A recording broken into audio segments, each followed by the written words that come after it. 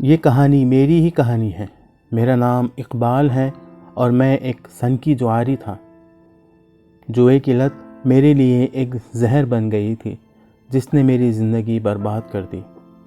शुरुआत तो छोटी मोटी शर्तों से हुई थी, फिर ताश के पत्तों की खनखनाहट और जीत के नशे ने मुझे अपने जाल में फंसा लिया। दफ्तर में मन नहीं लगता, घर की जिम्मेदारियां बोझ लगने लगीं, कमाई का ज़्यादातर हिस्सा जुए में चला जाता। पत्नी के आंसू, बच्चों की मासूम उम्मीदें, सब कुछ धुआं हो गया। एक रात जब जेबें खाली थीं और कर्ज का पहाड़ सिर पर खड़ा था, तब मेरे हाथ एक अनमोल चीज़ लगी। माँ की वो अंगूठी जिसे वो हमेशा संभाल कर रखती थी। जुए के अंधेरे में मैंने वो भी दांव पर लगा दिया और हार गया। उस हार के बाद घर वापसी असहनीय थी। माँ की आंखों में निराशा और गुस्सा साफ दिख रहा था। उनके शब्दों ने मुझे झकझोर कर रख दिया। इकबाल, तूने सिर्फ ये अंगूठी नहीं हारी, तूने मेरा भरोसा, तेरे बच्चों का हक हारा है। वही रात शर्म और पछतावे से टूटा हुआ मैं एक मंदिर के बाहर जा गिरा।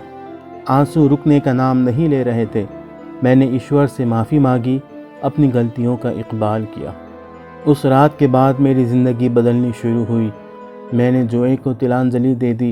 कर्ज चुकाने के लिए मैंने अतिरिक्त काम करना शुरू किया। पत्नी और बच्चों से माफ़ी मांगी और उन्हें भरोसा दिलाया कि मैं बदल चुका हूँ। रास्ते आसान नहीं थे, कई बार लालच ने घेरा, लेकिन मैंने हार नहीं मानी।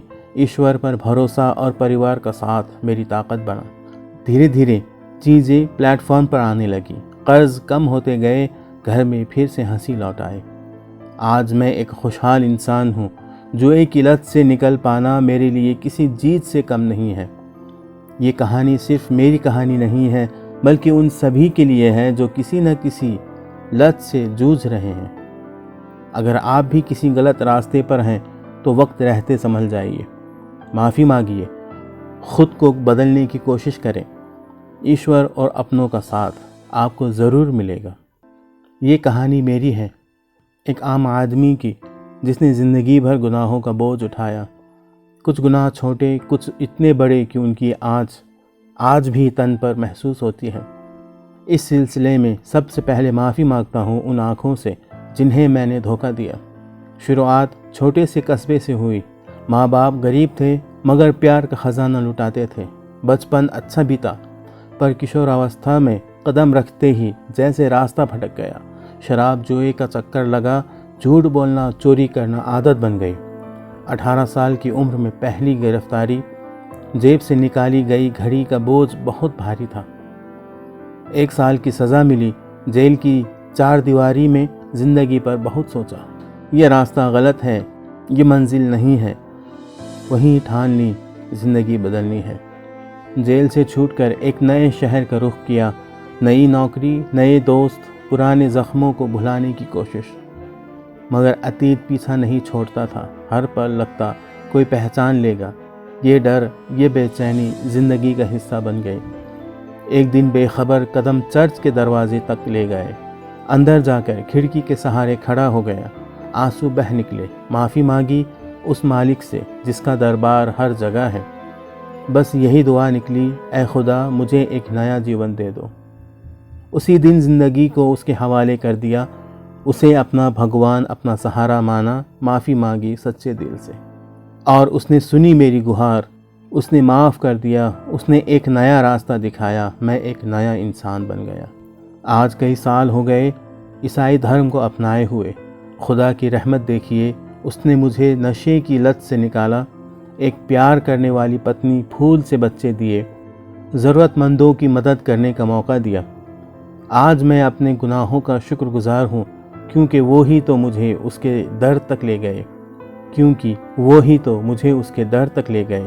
उसकी रहमत, उसकी माफ़ी का एहसास दिला गए। अपनी ज़िंदगी दूसरों तक उसका पैगाम पहुँचाने में लगा देता हूँ।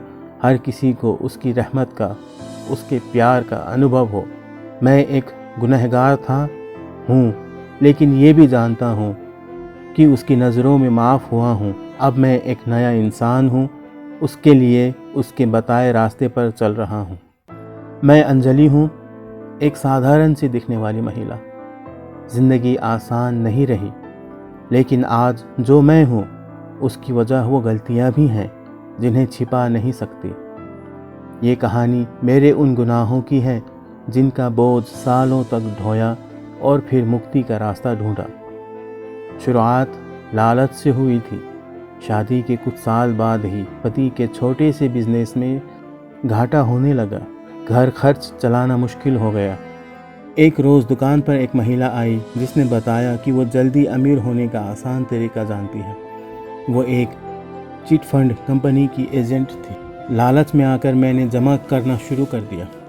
शुरुआत में तो कुछ पैसे वापस मिले, लेकिन फिर कंपनी बंद हो गई। मेरी सारी जमा पूंजी डूब गई। ऊपर से रिश्तेदारों और दोस्तों के सामने भी शर्मिंदगी उठानी पड़ी। गुस्सा और हताशा इतना हुआ कि मैंने पति से झूठ बोलकर उनकी दुकान से कुछ गहने चुरा लिए और उन्हें बेच दिए। कुछ देर की राहत के बाद और गहराया अंधेरा। पति को पता चल गया। घर में तूफान खड़ा हो गया। उनका भरोसा टूटा। मेरा खुद पर से विश्वास उठ गया। हर रोज़ पछतावा होता, लेकिन गलती सुधारने की हिम्मत नहीं जुट पाती थी। एक दिन बेटी बीमार पड़ी। अस्पताल में भर्ती के दौरान एक बुजुर्ग महिला मरीज की देखभाल कर रही थी। बातचीत में मेरा दुख उमड़ पड़ा। उन्होंने ध्यान से सुना और फिर धीरे से कहा, बेटी, गलती करना इंसान का स्वभाव है, लेकिन उसमें ज़िंदगी भर जकड़े रहना ठीक नहीं। माफ़ी मांगो और आगे बढ़ो। उनके शब्दों में एक उम्मीद की किरण जागी। अस्पताल से लौटकर मैंने पति से माफ़ी मांगी, सारी सच्चाई बताई। उन्हें गुस्सा आया, पर धीरे धीरे शांत हुए। मेरी सच्ची पश्चाताप को उन्होंने देखा। हमने फिर से शुरुआत की। छोटा सा काम शुरू किया, कर्ज चुकाए। धीरे धीरे सब ठीक होने लगा। आज सुखी हैं, शांत हैं। ये कहानी बताती है कि गुनाह कोई रास्ता नहीं है। गलती हो जाए तो माफ़ी मांगो, गलती सुधारने की कोशिश करो, खुद को माफ़ करना भी सीखो। ज़िंदगी में आगे बढ़ने का यही रास्ता है।